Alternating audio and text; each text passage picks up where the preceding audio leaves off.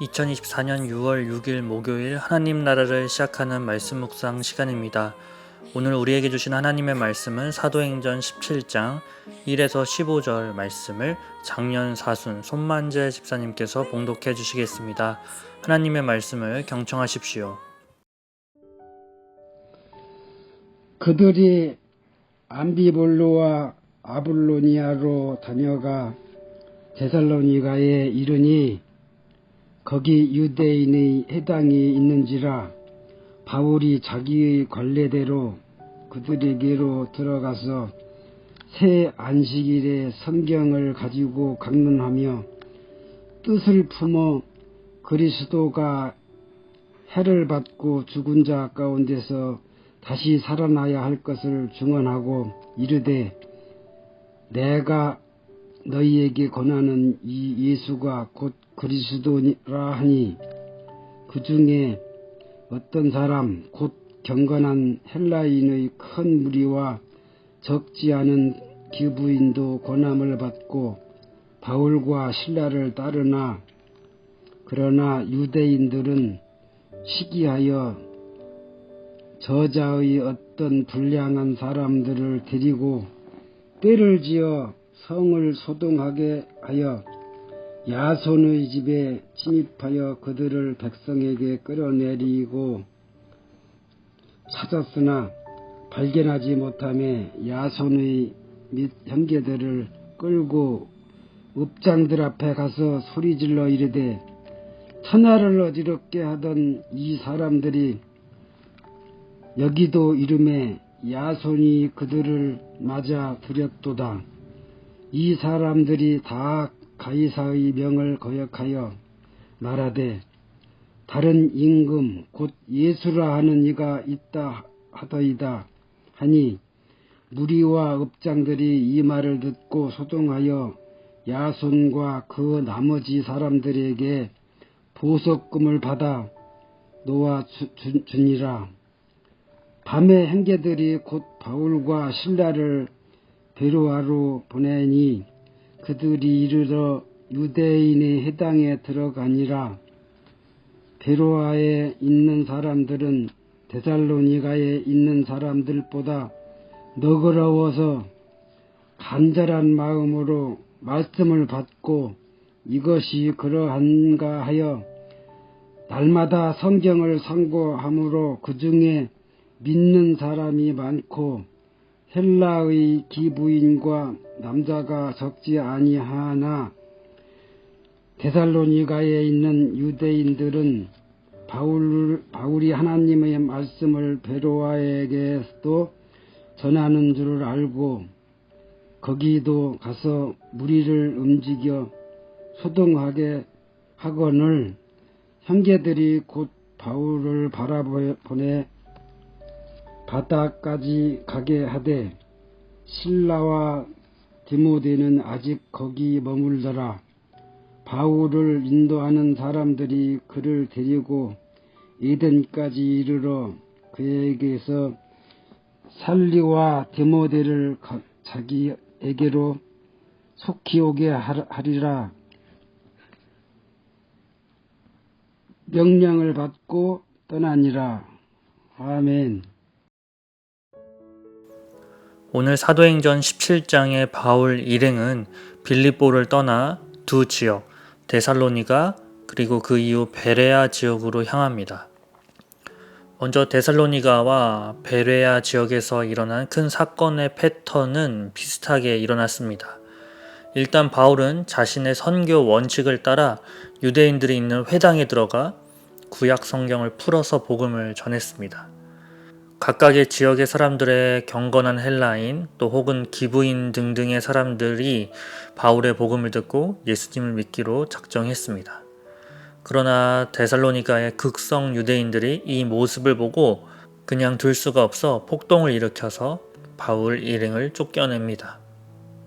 베레아에서도 마찬가지였던 것이 바울이 베레아에서 복음을 전한다는 소식을 듣고 아까 그 폭동을 일으켰던 데살로니가 지역의 유대인들이 베레아 지역까지 쫓아와 폭동을 일으켜 결국 바울은 베레아를 떠나게 됩니다. 이런 공통적인 패턴을 갖고 있는 중 우리는 익히 들어 잘 알고 있는 데살로니가 뿐만 아니라 다른 지역 사람들하고 좀 유난히 달랐던 베레아 지역의 사람들의 성품을 알고 있습니다. 차이점이라고 한다면 차이점일 수 있는 이 베레아 지역의 사람들이 어땠는지, 사람들이 어떻게 달랐는지 제가 11절 말씀을 읽어 드리겠습니다. 베레아에 있는 사람들은 데살로니가에 있는 사람들보다 더 너그러워서 간절한 마음으로 말씀을 받고 이것이 그러한가 하여 날마다 상고함으로.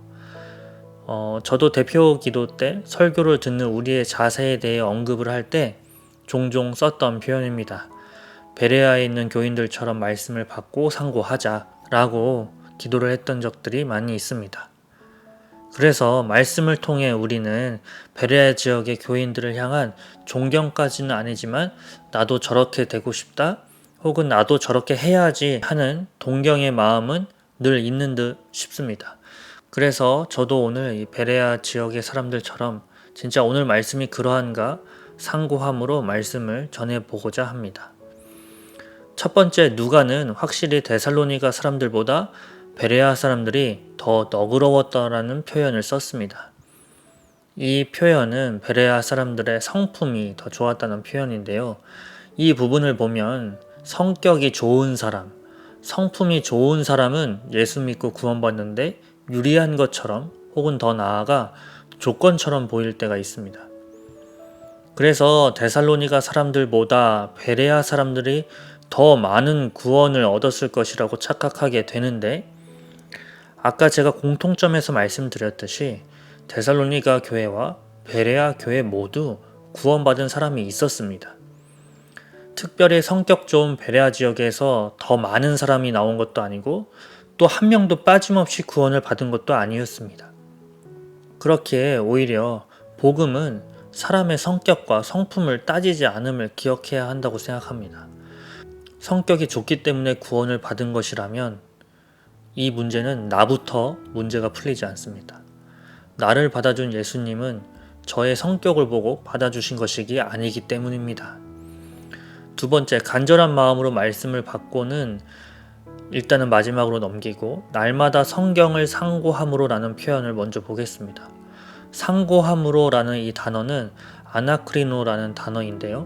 문자 그대로 풀면 자세히 조사하다, 자세히 공부하다 라는 표현으로 오히려 말씀에 관련된 표현보다는 법률 용어, 사법 용어로 많이 쓰이는 단어입니다.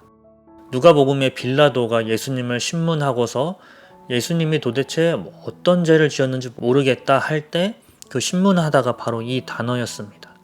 이후 벨릭스 총독이 사도 바울을 법정에서 신문할 때도 같은 표현이 나옵니다. 성실히 조사하는데 편견이 없다는 뉘앙스가 풍기는 단어입니다. 객관성을 가지고 성경을 공부한다는 의미가 들어있는 것이죠. 그런데 성경 지식이 많은 것이 반드시 복음적인 삶으로 이어지는가에 대한 질문에는 선뜻 대답을 못하겠습니다. 그럴 수도 있고 아닐 수도 있음을 우리는 알고 있습니다. 성경을 많이 안다고 해서 성경의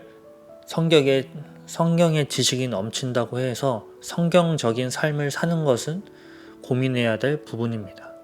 그렇기에 베레아 교인들도 공부를 열심히 하고 성경에 대해서 진짜 그러한가 고민한다고 해도 그 중에 믿는 사람이 있고 아닌 사람도 있었을 것입니다. 성경 공부와 연구를 안 해도 된다, 상관없다는 말이 아니라 이 본문만 가지고는 부족하다는 생각이 들었습니다. 그런데 아까 지나간 부분, 간절한 마음으로 말씀을 받고라는 표현이 있었습니다. 이 간절한 마음, 프로디미아스라는 단어가 쓰였는데 열성, 호의의 뜻이 있으며 중요한 포인트로 자진 등의 뜻이 있습니다. 즉 풀어서 쓰면 자발성을 가진 열성이라고 쓸 수 있습니다. 오늘 저에게 꽂힌 단어는 자발성이었습니다. 말씀이 그러한가 상고하는데 그것이 베레아 교인들은 누가 시켜서 한 것이 아니라 자발성이었습니다. 이 자발성, 프로디미아스라는 이 단어가 어떤 뜻인가를 더 살펴보기 위해 다른 구절을 찾아보았는데요. 고린도 후서에 나와 있었습니다. 제가 고린도후서 8장 11에서 12절 말씀을 읽어드리겠습니다. 그러므로 이제는 그 일을 완성하십시오. 여러분이 자원에서 시작할 때 보여준 그 열성에 어울리게 여러분이 가지고 있는 것으로 그 일을 마무리 지어야 합니다. 기쁜 마음으로 각자의 형편에 맞게 바치면 하나님께서는 그것을 기쁘게 받으실 것입니다. 하나님께서는 없는 것까지 바치는 것을 바라지 않으십니다. 라는 말씀입니다. 여러분이 자원에서 시작할 때 라든지 기쁜 마음으로 바치면 등등에 쓰이는 의미의 자발성이었습니다. 이 구절을 좀 더 설명드리면 마게도냐 지역에 있는 교회들이 어려운 예루살렘 교회를 위해 헌금을 한 부분에 바울이 감사함을 표현했고 앞쪽에선 이후 끝까지 그 마음을 잃지 않고 이 프로젝트를 마무리해달라는 말씀이었습니다. 헌금을 통해 적용하니 이 자발성이란 단어가 훨씬 잘 다가오는 것 같습니다. 우리의 헌금의 액수를 떠나서 우리가 이렇게 잘 아는 우러나오는 마음, 감사함으로 올려드리는 헌금 안에 있는 우리의 자발성을 하나님께서 기뻐 받으시죠. 베레아 교인들 안에 있는 이 자발성을 하나님께서 기뻐 받으셨을 거라고 생각했습니다. 즉 오늘 말씀을 열심히 상고한 그때 깨달은 것은 베레아 교인들이 성격이 좋아서도 아니고 성경 공부를 많이 해서도 아니고 저는 바로 이 자발성이 키포인트라는 것을 깨닫게 되었습니다. 그러고 나니 자연스럽게 반성과 회개의 자리로 나아가는 저를 보게 되었는데요. 저는 이 오늘 하나씩 말씀을 준비한 것이 자발적이지 않습니다.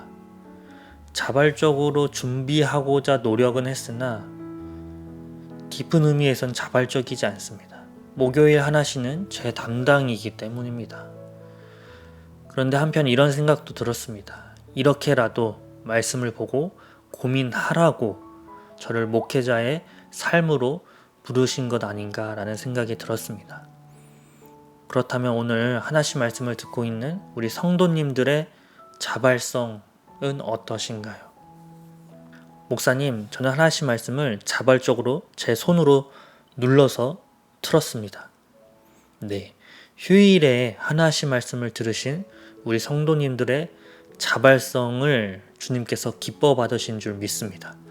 그러나 진짜 말씀이 그러한가로 나아가는 자발성에 대해서는 고민이 들지 않으신가요? 사랑하는 우신 성도님들, 오늘 우리의 삶에 주님을 향한 자발성이 있는지 한번 돌아보기를 소망합니다. 그런 후에 다시금 오늘 말씀을 통해 깨달은 자발성을 우리 삶에서 회복하고 또 더 나아가 결단하며 나아가기를 간절히 소망합니다. 오늘 주신 말씀 기억하며 기도하겠습니다. 성격도 별로고 지식도 없는 저를 구원해 주신 주님의 은혜에 감사를 드립니다. 그 은혜에 대한 지금 자발성이 없음에도 기다려 주시고 그 삶으로 인도해 주실 것을 믿는 하나님의 계획 가운데 소망을 두며 결단하기는 오늘 하루 주님이 기뻐하시는 삶의 예배와 제사가 되기 위해 나아갑니다. 우리 안에 자발성이 넘치도록 받은 은혜를 기억하며 감사하는 우리 모두 되도록 성령님 일깨워 주옵소서. 예수님의 이름으로 기도합니다. 아멘. 오늘 사연은 손만재 성도님의 사연입니다. 제가 읽어드리겠습니다. 젊어서는 어떤 것이든 욕심을 많이 내고 살았는데 나이가 70이 넘어가고 보니 다 부질없다는 생각이 드네요. 이제는 모든 것을 비우고 넓은 마음과 모든 것을 품을 줄 아는 자로서 살아갔으면 하는 바람입니다. 제가 즐겨 부르는 찬송은 찬송가 220장 사랑하는 주님 앞에입니다. 라고 사연을 보내주셨습니다. 이 찬송가 가사에 이런 가사가 있습니다. 내 주 예수 본을 받아 모든 사람 내 몸같이 환난 근심 위로하고 진심으로 사랑하세. 집사님의 이 사연의 고백과 이 찬양의 가사의 고백을 통해 오늘 우리가 어떠한 삶을 바라보며 나아갈지 돌아보며 또 이 찬양을 들으며 내 주변을 품고 사랑하는 그 삶 오늘부터 실천해 보기를 소망합니다. 찬양 들으시겠습니다.